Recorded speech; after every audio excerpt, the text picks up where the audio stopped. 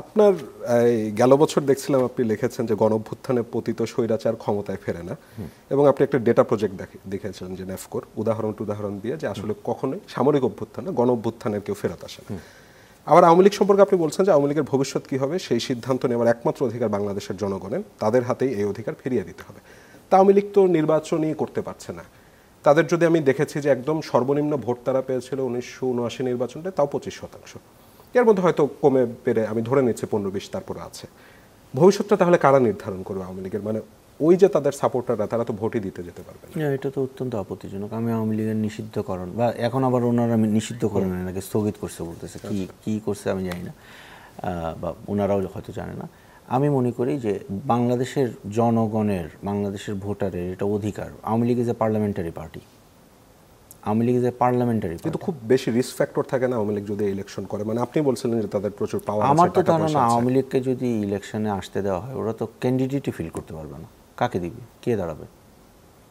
I don't think যে Awami League in fact কাউরে মানে, বাট কিন্তু এই যে সুযোগটা দেওয়া যে না আমরা তো ওপেন করে দিলাম, না আমি দেখতে চাচ্ছিলাম এমন একটা দিন যে আওয়ামী লীগ ভোটে দাঁড়াইছে অন পেপার, কিন্তু কেউ তাকে ভোট দেয় নাই।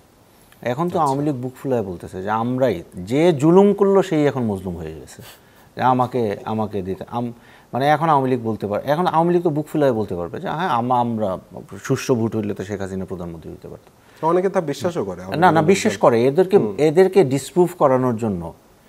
এখন সমস্যা হলো যে যারা বাংলাদেশ চালাচ্ছে ওনারা তো এনজিও টেনজিও এগুলো চালায় অভ্যস্ত। ওই বিদেশ থেকে কীভাবে ফান্ড আনতে হয়, হ্যাঁ, রেঞ্জ রোভার গাড়ির বাজেট দিতে হয়, ওইগুলো জানে। ওনারা তো রাষ্ট্রবিজ্ঞান নিয়ে অতটা মানে পড়েও নাই, এবং রাজনীতিও তো কোনো দিন ছিল না, একেবারে জনবিচ্ছিন্ন মানুষজন।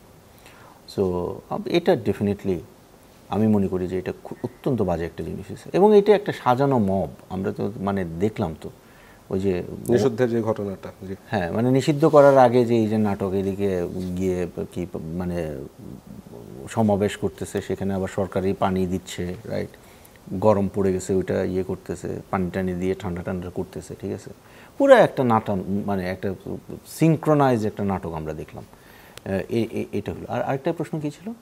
না মানে ওই কিভাবে তারা তাহলে ফিরবে, মানে না পতিত স্বৈর। আচ্ছা এইটা হ্যাঁ, আমি একটা জিনিস বলি, মানে এটা আমার মানে আনফর্চুনেটলি আমাদের দেশের লোকজনের যে কম্প্রিহেনশন, এটা নিয়ে আমি একটু নিরাশ।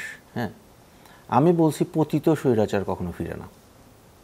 এর মধ্যে কিছু পণ্ডিত আছে, ফেসবুকে বাইর হয়েছে, এটা মানে সব দিকের, যে তারা বাইর করছে যে অমুক স্বৈরাচারের ছেলে তো ফেরত আসছে। কিন্তু ওই যে ইন্টারভিউতে আমি বলছিলাম, পোস্টের একটা ইন্টারভিউতে, ওখানে বলছি যে তাদের বাচ্চা কাচ্চা অনেক বছর পরে আসতে পারে। নর্মাল একটা বাক্য শুনে এই বুদ্ধিজীবীরা বুঝতে পারে না কি বলা হয়েছে। আমাকে দেখাক তারা, মানে 1945-এর পরে। আপনি দেখছিলেন যে আপনি পুরো ডেটা সেট দিয়েছেন। না ভাই, আপনি দেখছেন, ঠিক আছে, এই পণ্ডিতরা তো দেখেও নাই। দেখাক দুনিয়ার কোথায় আসে, শেখ হাসিনা কই থেকে আসবে। আর আওয়ামী লীগ যে আসবে না, এটা আমি আগে কোথাও বলি নাই, আপনার এখানে প্রথম বলি। আওয়ামী লীগ যে আসবে না, এটার একটা খুব ইন্টারেস্টিং একটা প্যারাডক্স কারণ আছে। সেটা হলো আওয়ামী লীগকে এই মুহূর্তে রিভাইভ করতে হলে, এজ এ পার্টি রিভাইভ করতে হলে, শেখ হাসিনাকে দায়িত্ব থেকে সরে গিয়ে অন্য কাউরে দায়িত্ব দিতে হবে। ঠিক আছে, শেখ হাসিনা দিল্লিতে বসে আওয়ামী লীগকে রিভাইভ করতে পারবে না, number one. On the other hand, Awami League as a party Sheikh হাসিনার দায়িত্ব থেকে সরে গেলে আওয়ামী লীগ আর পার্টিই থাকবে না।